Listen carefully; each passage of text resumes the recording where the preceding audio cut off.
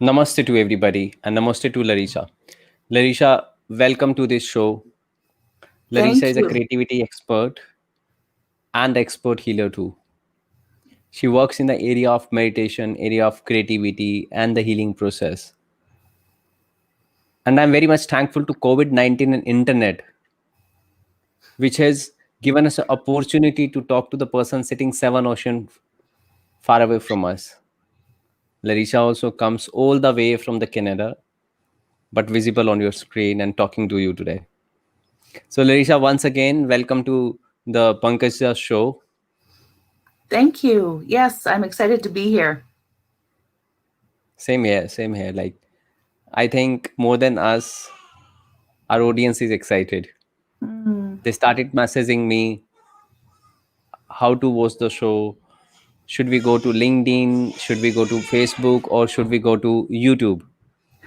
And I guided them. You can opt any other option, like any option, be it Facebook, be it YouTube or LinkedIn. So, Larissa, Yes. how did you find your why of being a creativity expert and coming into healing? These both are the very different areas. These are poles apart, I believe. And Well, how that did you get into this both? And what was your why which pushed you to come here? okay. I don't feel that creativity and healing are separate. They're very much embedded in each other. And I think when we use creativity intentionally for our healing, it can just exponentially grow what we can do with it. So a lot of Hmm. people think of creativity as, painting a masterpiece or writing a novel but creativity is literally in everything we do. It's in the spreadsheets we create, it's in the business we start, it's in the cooking that we do or the baking. So creativity is in everything. And as a healing modality, we can start to uncover things because we can write, we can paint, and when we use creativity intentionally, we can really allow our busy mind, very much like meditation, allow our busy mind to do back away and allow our subconscious to come through for us, our higher power to come through for us, so that we are able to hear the things we need to hear. So that's how I use creativity as healing. And how I came to that, I've always been an artist. I've always been interested in growing and changing. And when I was much younger, it was a lot of crafts. I taught a lot of crafts. I taught art, things like that. And as I started to grow into my own self and started to work on myself and needed to do a lot of healing of past traumas, I did different healing modalities as well. So I got into Reiki and I got into meditation and I got into chakra healing and different things. And to bring those together was in the past few years, I finally realized sort of that connection of bringing them together and was able to offer this amazing array of things that other people can do to help themselves. So, yeah, it's been a journey. It's been a journey. So you say like these both are the same things and you brought these two things together now, creativity and healing both. Hmm. How can we make our day more productive using some creativity, some creative ideas? Can you please help us knowing those creative ideas which help us making our days more creative, more productive? Yes, absolutely. So, one of the biggest things for me is writing. So, journaling is so important in my day. I start my day every morning with meditation and journaling. And I even lead a class at 7 a.m. my time. So this time for me, so it's different around the world because we have different people all over.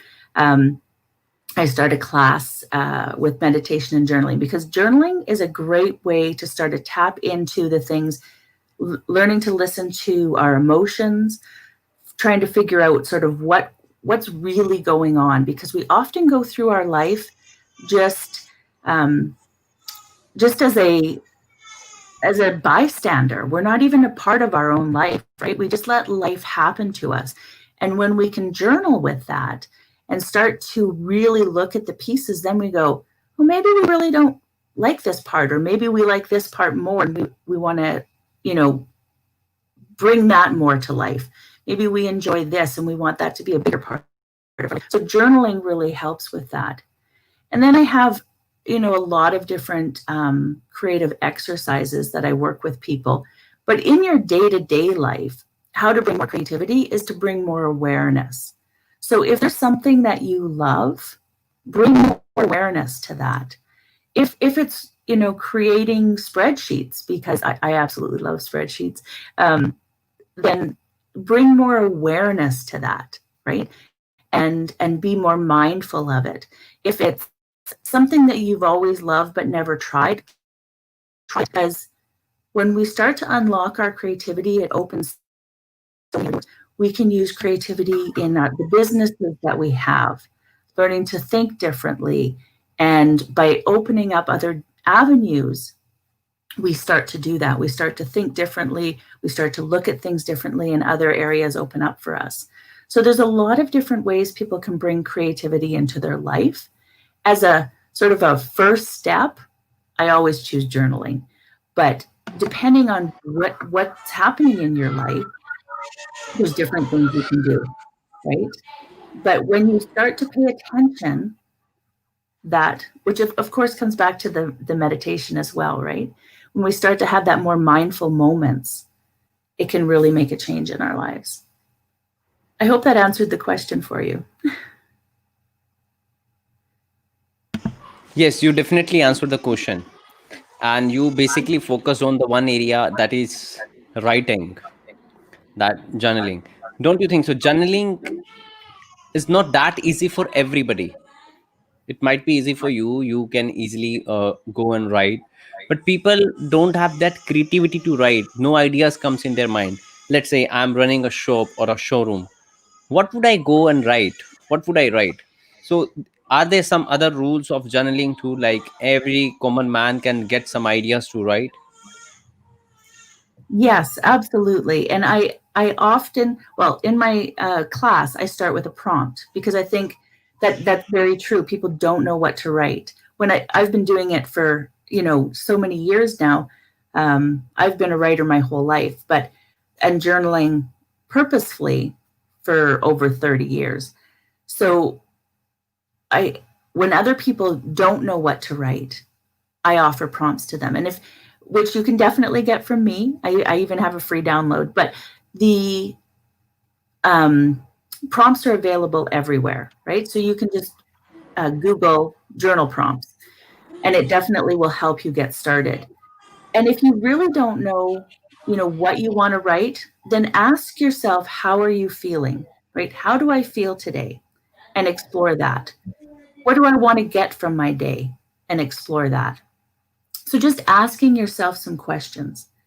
And if you have a thought about something, then you just start to dig in a little deeper, because I'm all about the deep work. So if you have questions about, you know, the why you're feeling the way you're feeling today, maybe you wake up a little bit grouchy, because I do enjoy doing my journaling first thing in the morning. So you wake up a little bit grouchy and you're not sure why.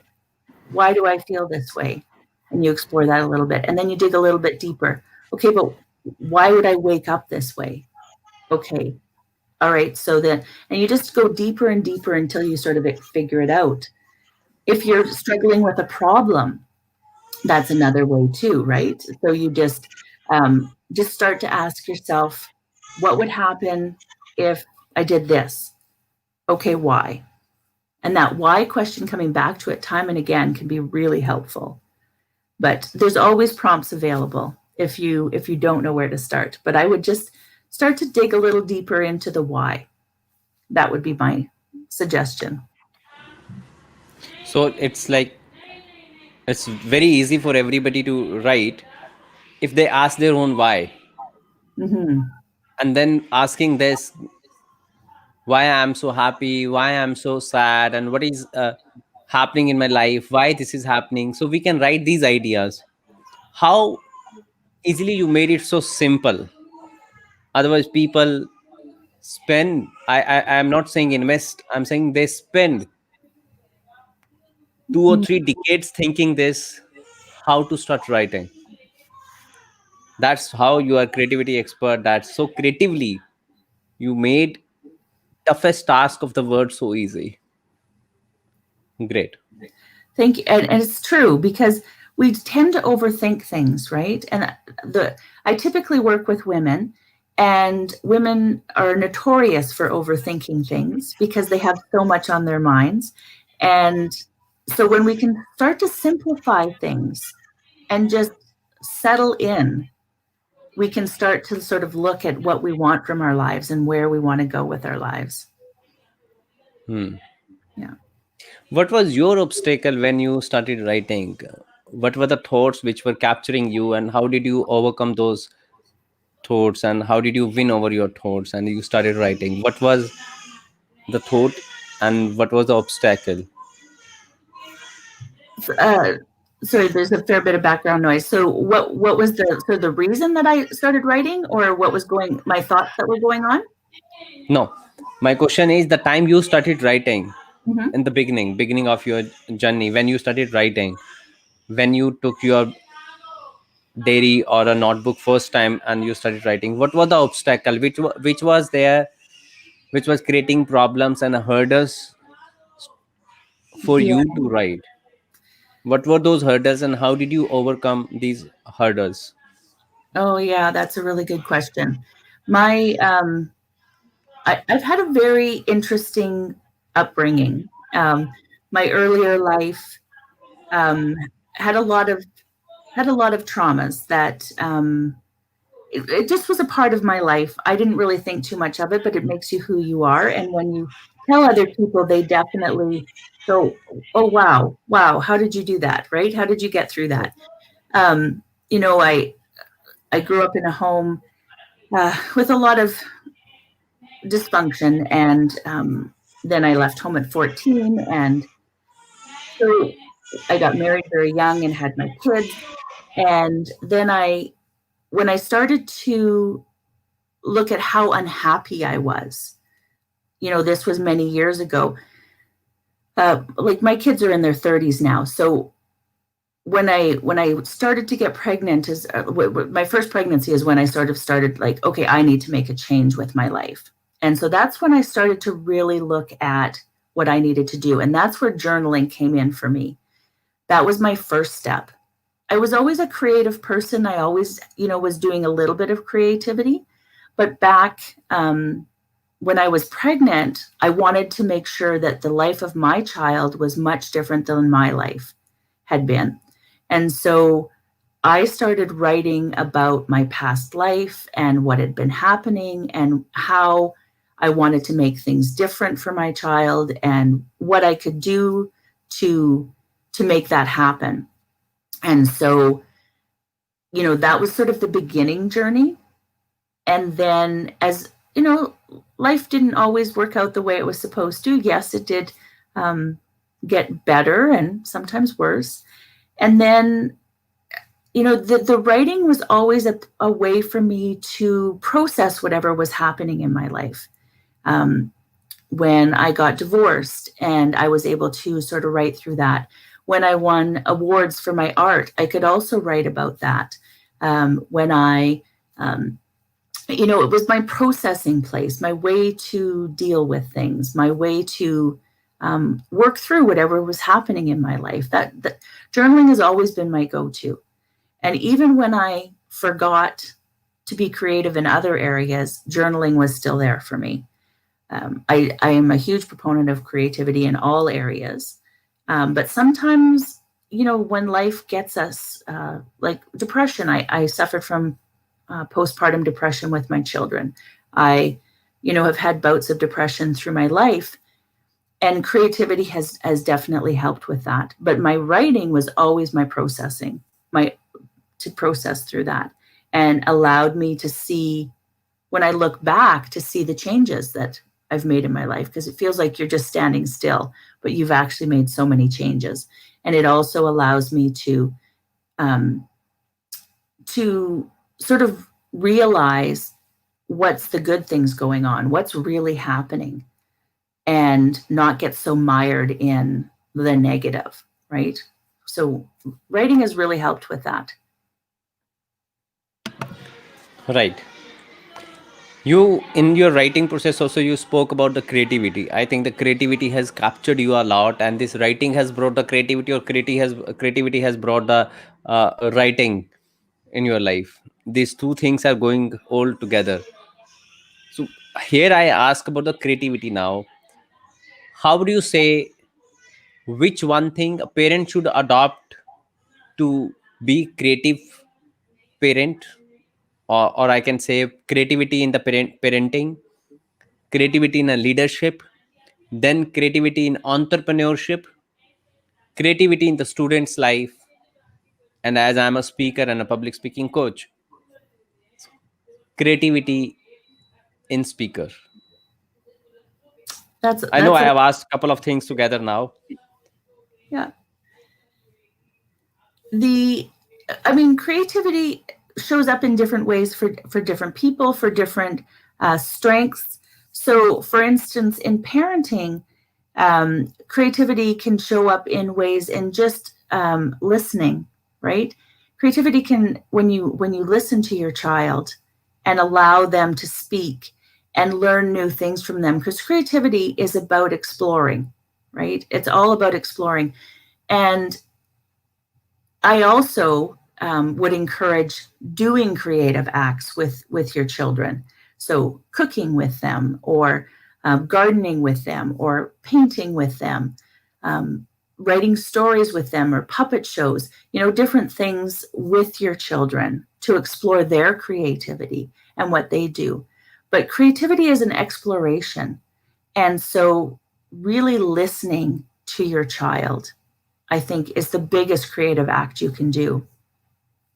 When you're talking about uh, a business owner or an entrepreneur, it's again exploring, right? So it's exploring those different avenues that you have available, not being afraid to say yes to things, and definitely trying new things. Maybe it's in, you hear about something, you don't really know it, so you want to explore that more. And so creativity is not just that act of painting or writing. That's a really great avenue for creativity, but it is that exploration, that looking at things differently and exploring what could be. What could be. For students, it's the same thing. We get so stuck in that study work cycle that you have to do in university, or in school, when you're because you're so focused. But what could you do differently? And when you bring different acts into your life, like making sure you have that free time to do the things that you enjoy, whether it's exercise, or painting, or reading, any of those things that will allow you to explore other avenues so that you're not so focused. It actually allows you to be more focused.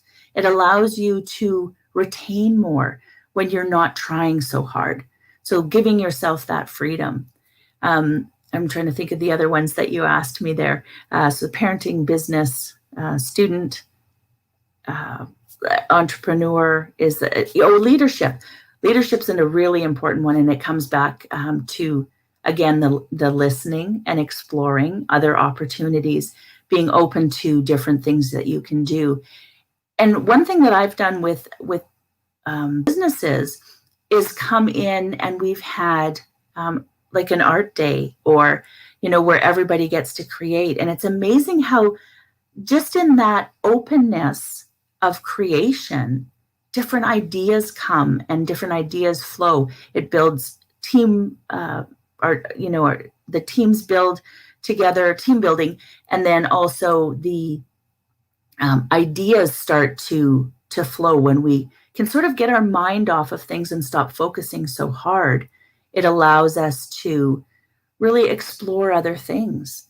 And so they spend a day and you think, oh, that's a waste of time. But the productivity that comes from that afterwards is so huge, right? So it's just being open to possibilities and exploring. Yeah. So how do you say creativity in speaking profession? I think Oh, you forgot to talk about the creativity in speaking. As a speaker, how can we add creativity in our speech? and again, it's that opening up to possibilities, right?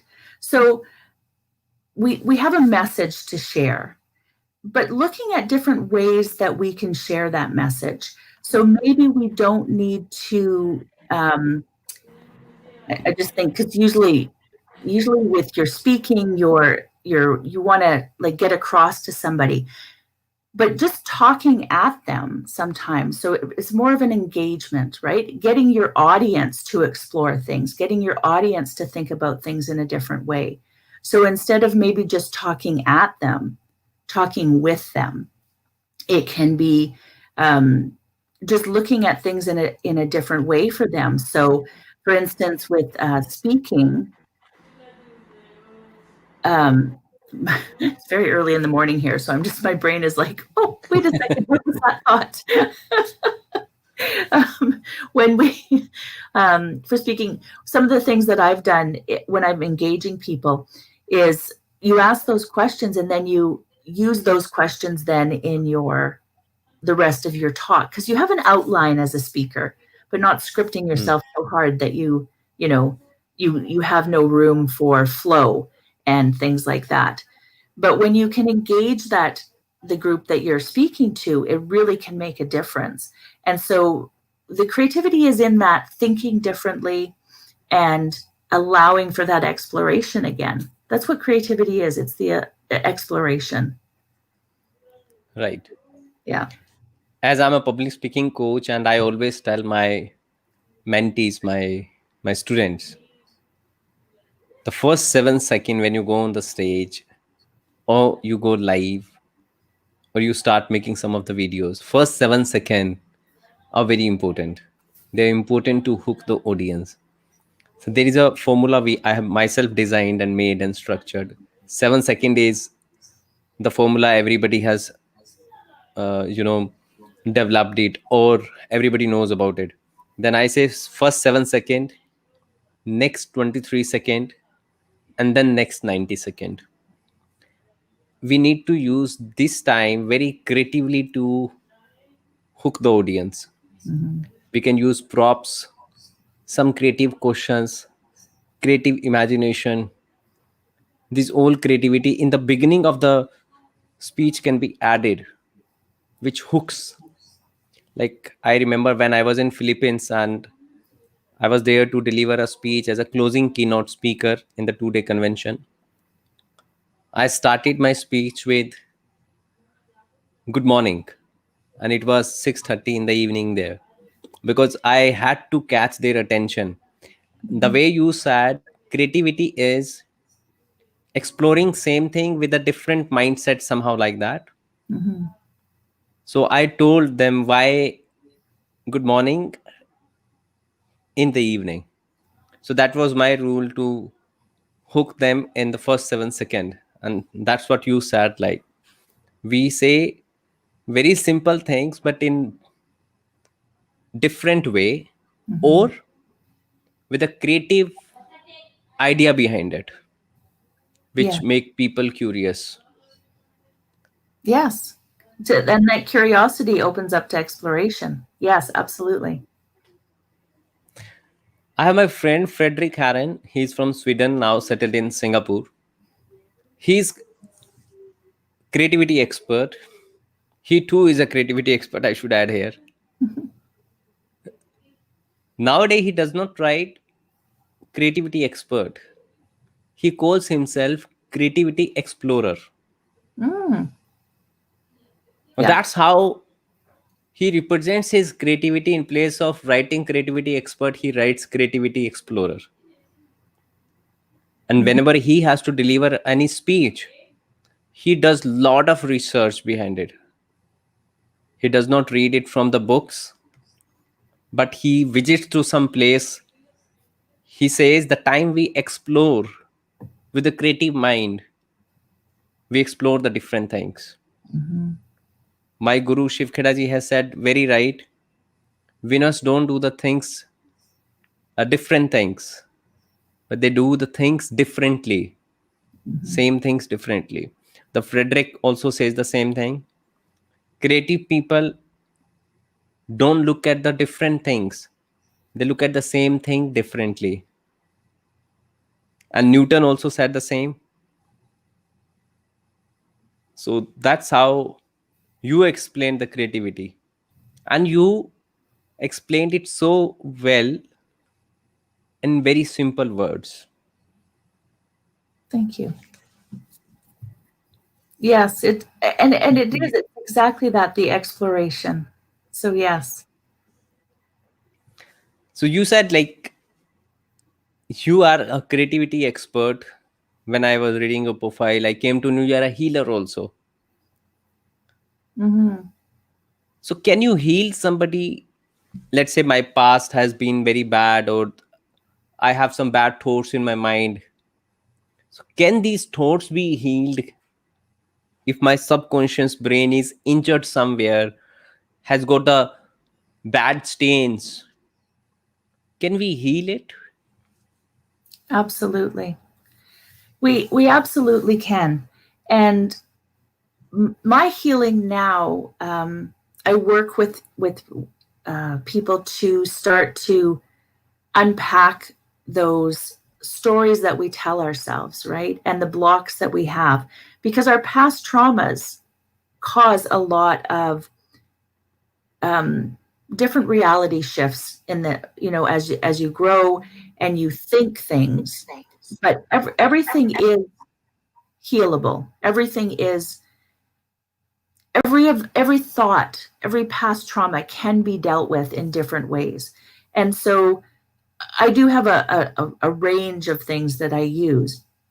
But when we start to look at things, it can get really hard and we get scared. And that's why people think they can't do it, because they start to look at, what might be happening, what might be going on, and they get scared. And their body reacts and they might get sick. Like they might, all of a sudden have a really bad headache, or they might have a stomach ache, or maybe they even catch a cold, right? Because they are in so much resistance to what's happening to them. They don't want to look at it. So, yes, it absolutely can be dealt with, but is everybody going to do that? No, no, not everybody is going to do that. So I work with the people who want to push through that, who are willing to, accept those hard things and move through to a better life. Because when we can do that, it can open up so many doors for us. Um, a number of years ago now, I suffered from such a bout of depression that I was suicidal and was hospitalized. The hospital did absolutely nothing. And in that, when I walked home from the hospital at 1 o'clock in the morning, because they had released me, Oh, um, and I walked home and I was just so exhausted. If I hadn't been so exhausted, that probably would have been my last night on this earth. And I woke up so angry at the system and so angry at the things that were going on that I knew I needed to look after myself. I needed to make a change. And that's, excuse me, that's where I really got serious, because I had worked with a lot of other people and I had been uncovering things in my life and I had been doing a lot of work over the years. But when I had that sort of anger that fueled me, was when I absolutely made change. I was not willing to live my life like this any longer. And I needed to do something different. And I started writing, I started painting, I started looking after myself and exploring different options. I left my job, I left my relationship. And it was all Mm. hard work and things to look at. And people tend to not want to look at the hard things. But when you can do that and flip your life around, um, and it's not a one day I'm good and one day I'm not, or vice versa. It's a process, right? You work through that, and you have to heal yourself. So as a healer, I help facilitate that, right? And I have Mm. a bag of tricks, I call it, with all the different healing modalities that I've worked through. But you have to heal yourself, and I help facilitate that. I help you on that path so that you can do that. But it gets hard. It gets really hard.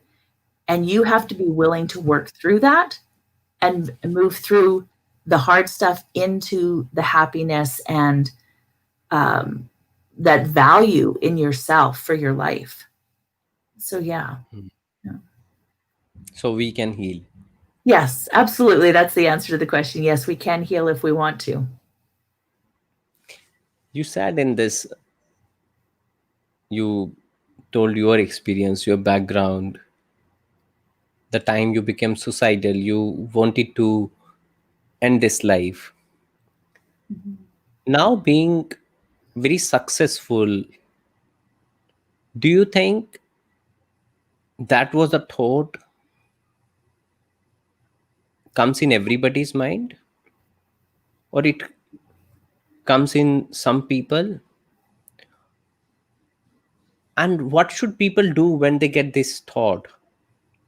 And now during COVID-19, many people have lost their jobs, they are economically weak, they're suffering, Mhm. and this thought is every day popping in their mind, in morning, in evening, when they see the bank notice to pay EMI.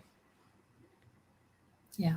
So my question here is, if people get this thought, how should they overcome this thought? And what should they do so that this thought never comes in their mind? Well, I can't say that the thought will never come to your mind, right? But the Mm. more that we can just stay in the moment, because part of the problem is, and COVID has made it really difficult, right? I've been, yeah, COVID's been really hard for a lot of people. And so when we get these thoughts that maybe, the world would be better off without us, or we just can't do this anymore, we need to explore that this is our brain sort of putting in that resistance, right?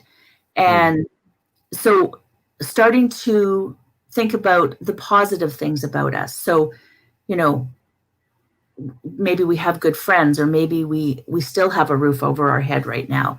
And it gets harder as more and more things might go wrong.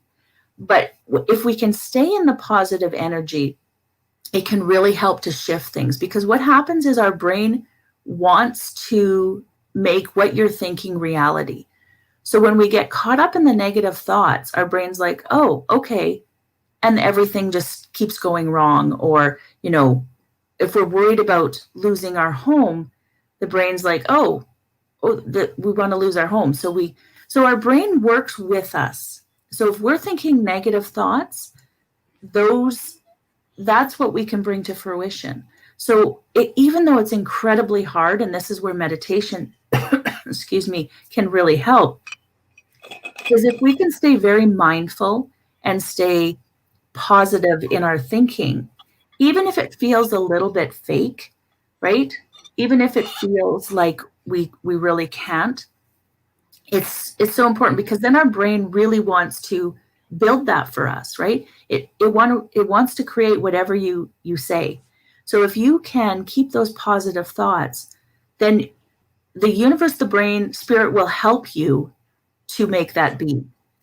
And it can be so hard to do, right? And so when you're doing your journaling, get out your negative things in there and then put the positive things in your thoughts, right? Put your positive thinking out on a regular basis.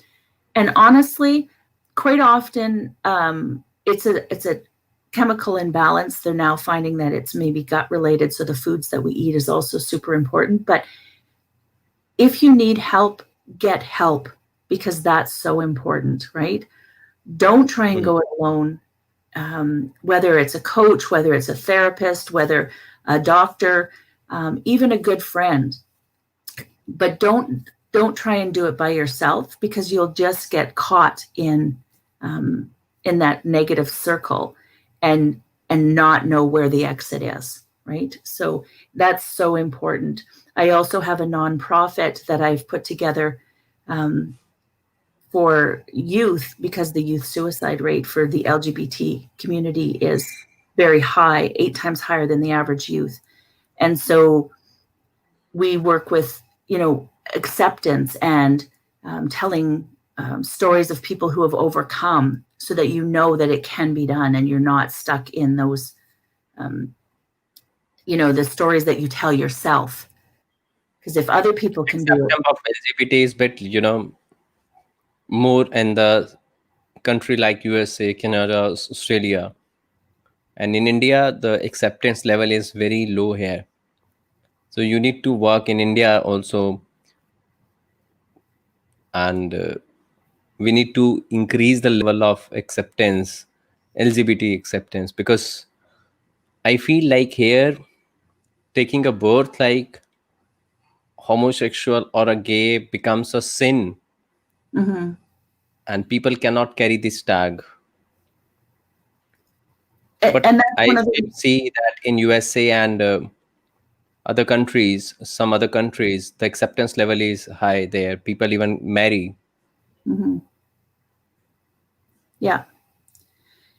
And that's a very I'm good. very happy you're working in this field. I'm very happy like you're working with this LGBT and you're working with the people. Yeah. Yeah. The acceptance is higher here than probably India. You're right. Um, is it perfect? No. Um, and that's one of the reasons, right? That suicide rate is so high. So I can't Oh. even imagine what it would be like in India for a gay person um, to to have to keep that to themselves and have to um, because you are born that way, right? It's not a sin, and so the suicide rate in our LGBT community, especially with youth, is so high, and it's about acceptance.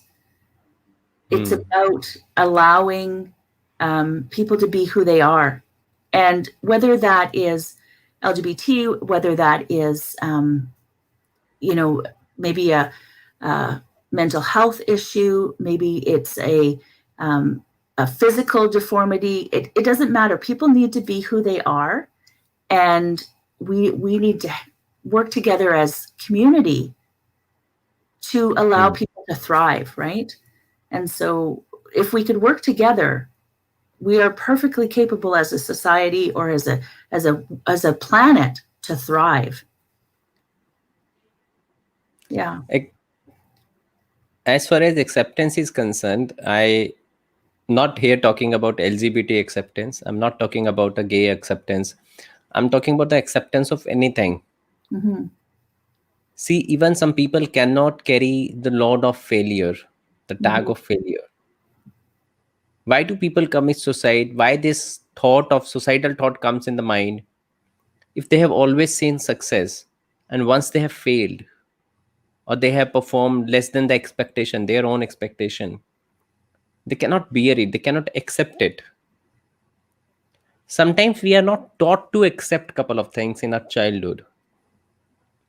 Hmm. See, I coach people in two areas, public speaking and the peak performance.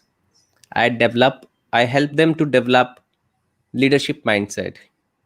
And leaders might say we should teach our kids to accept failure, to accept their loopholes, Let's say if my English is not good, or my pronunciation is not good, or my accent is not good, my grammar is not good, we should accept it. But some people think, okay, accepting this is wrong. Let's say I don't know how to drive car, and my all other friends know driving car, and there I feel bit shame, like I cannot tell them that I don't know how to drive a car. The acceptance is not there. My friends may accept it, but I myself not accepting it. The first acceptance comes in our own mind. When we accept our loopholes, our achievements, our own failures, society definitely accepts us. Mm-hmm. The first thing comes, I should be able to accept. And when people are able to accept, then they can do anything. Anything mean anything. Mm-hmm. I took coaching under, see, I have never met Dale Carnegie, but he runs his coaching program. Now also his organization runs a coaching programs. So I took coaching under Jack and Field, Dale Carnegie. Jack and Field, I took a personal coaching, and Dale Carnegie, I have taken the coaching from his organization. And there, they taught us very first rule to accept. Mm-hmm. They say whatever the condition you are in, or whatever the condition is scaring you, and you got some fear, accept it. The time you accept, you relax, then your mind can focus on one thing. When I coach people for the public speaking, I tell my participants to,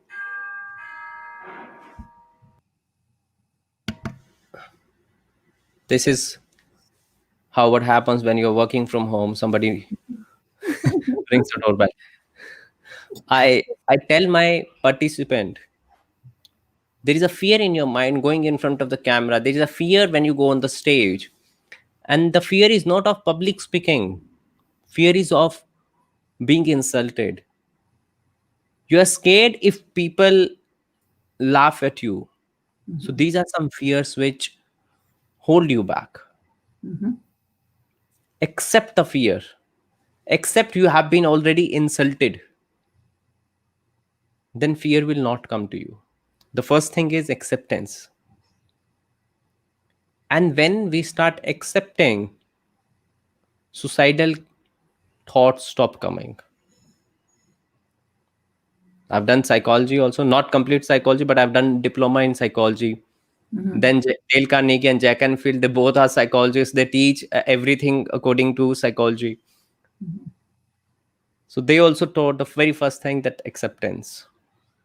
So all the audience who are watching this program, Larissa has already told how to fight with the suicidal thought. She has told you, write your all the positive things, and if something negative coming, write down that too, because the time we vomit out our negative thoughts, we start attracting positive thoughts. Mm-hmm. And one more way to avoid these thoughts, we should always have good friends, damn good friends. They help you in two ways now. When these thoughts come, you go to your friend, you talk to them, you pour your heart out, then they start pouring their heart out, and then you say, okay, he has more problems than me. And then you sit together and talk about his problems, and you forget your problems. When you get some bigger problems, we forget our own problems. And we have one more thing in the mind, yes, everybody has problem. Okay, this was on the lighter note, but friends truly guide us. Mm-hmm. They motivate us, they encourage us, they push us.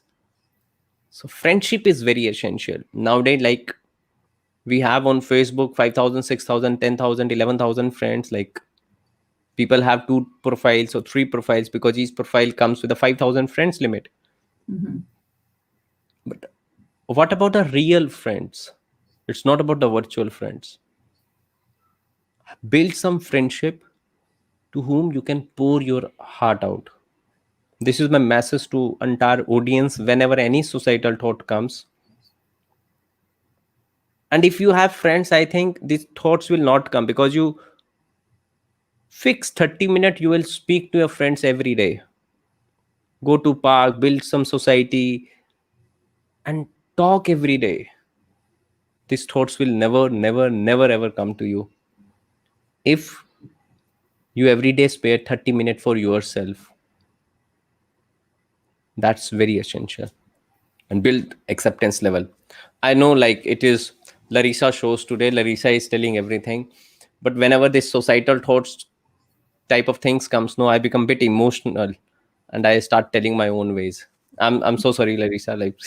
No, no. And it's so true that, um, I mean, suicidal thoughts can be quite complex, right? It's our brain chemistry. It's a lot of things that, and sometimes it just feels overwhelming that we can't get out from underneath, but we can. We can get out from underneath. And talking to people is absolutely essential. Um, you know, friends, doctors, coaches, different things to get out of those thoughts, but really paying attention to how we're feeling and allowing our feelings to be processed. We often try to stop our feelings, and if we can allow our feelings, we can move through them. But in trying to stop them, it continues.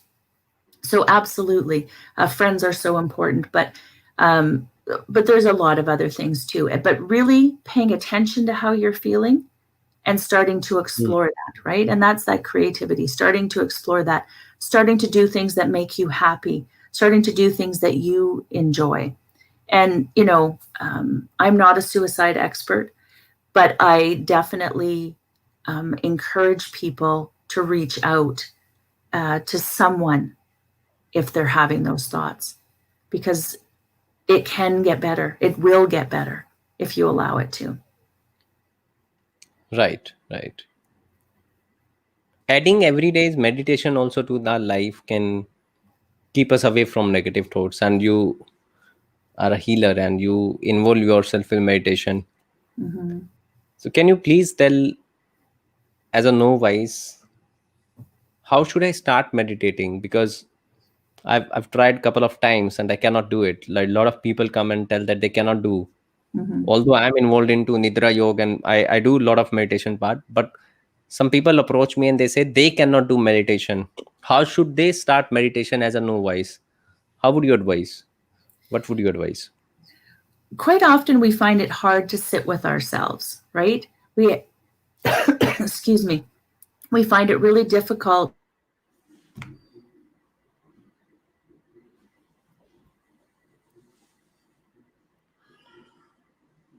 I think we lost the connection with Larissa right now. This is a connectivity issue. All this virtual world has brought the people together, but has created this type of issues too. Sorry, Yes, Larissa, we got you back. yes, sorry, I disappeared there. And it flustered me. So I'm sorry. What was the last question you asked me? I asked about meditation as a Hmm. novice. See, consider I'm a novice. How should I start meditating? Because many people struggle to start meditating. Right. They Sorry about see that. Yeah. meditation is too hard. Yeah. And it's true that we find it difficult to sort of sit with ourselves, right? With our own thoughts. And part of the thing I think is people try too hard to erase everything. They're trying to get a blank mind. And that's a really difficult thing to achieve. We have things going on in our lives. So if we can just sit in silence with our breath for a couple of minutes and not stress so much about what's happening, that can really help. But I also encourage people to start with guided meditation.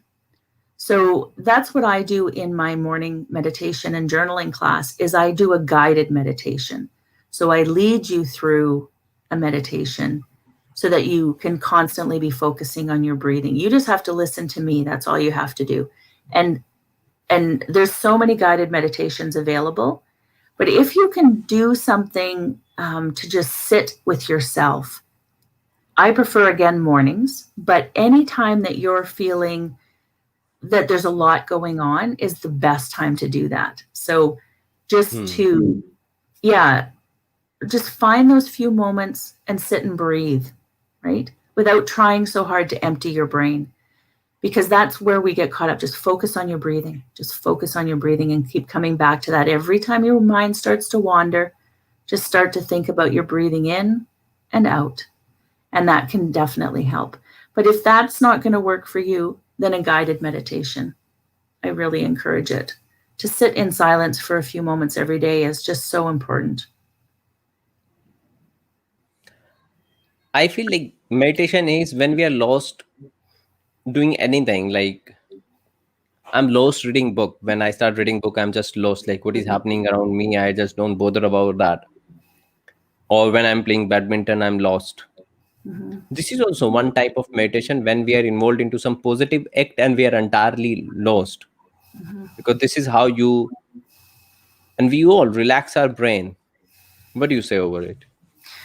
Absolutely. And that's one of the things with creativity is that it's Hmm. allowing that busy mind to stop, because we're focusing on a painting, or we're focusing on our writing, or we're focusing on what we're baking, or and that is a type of meditation, absolutely, because we stop that busy mind chatter by focusing on something else that's a little bit less intense, right? So yeah, absolutely. Whatever. I think we again lost Larissa because of the internet connectivity. Larissa has told us a lot about meditation now. And when you want to get involved into meditation, keep one thing in mind. Just free your mind from all the thoughts and you're doing the meditation. Oh, we got the Larissa back. Yeah, I'm not too sure what's happening. Sorry about that. Yes. It happens, internet, Yeah. it's technology. Yeah. So Larissa, and the last, like, let's bring this interview to the end now. Hmm. What will you tell us in one line about creativity and the healing? What people can do on the daily basis to keep their energy high? Oh, one line. That's hard. Do something that makes you happy. That'll be my one line. Do something that makes you happy, because we need That was not that. hard for you. You just made it so too easy. But it's so important. We get caught up in our day to day have to do's, and we need that space for ourselves. So do something that makes you happy. Yeah. Or you could have simply added here, start writing, Yes. because that's one type of meditation to start writing positive thoughts. Yeah. That's one type of meditation, and that keeps your creativity at a high level. Yes. I'm a huge proponent of affirmations, those positive thoughts. And somebody comes and asks me, tell one line which can help us to keep our creativity high or can help us to keep our energy high. I also tell, spend some time with yourself every day Mhm. Yeah. without thinking about the society, without thinking about career, family, anything. Mhm. But there should be some time which you spend with yourself only. Yes. Absolutely. So it was really nice, Larissa, having interview with you. Yes. Anything Thank you you. want to tell audience at the last? How should they contact you? And if they're troubling with some particular issues, which can be those issues for which they can contact you? Yes. Creative U, that's the letter U.ca, because I am in Canada, but I do reach globally, and is where you will find me. So Creative U. And we have just so many different opportunities. Um, but I just want to let people know that whether you're working with me or someone else, to allow your creativity, allow yourself to explore, and yeah, I would definitely, if you want to, I would love to work with you. So yeah. And you've got my links too, don't you, Pangesh? You've got my links that you'll share. I got your links. I'll share all the links on my social media, Okay, and in particular this video, in particular this interview, in the comment section perfect. right after this Yes, interview, I'll perfect. go and post.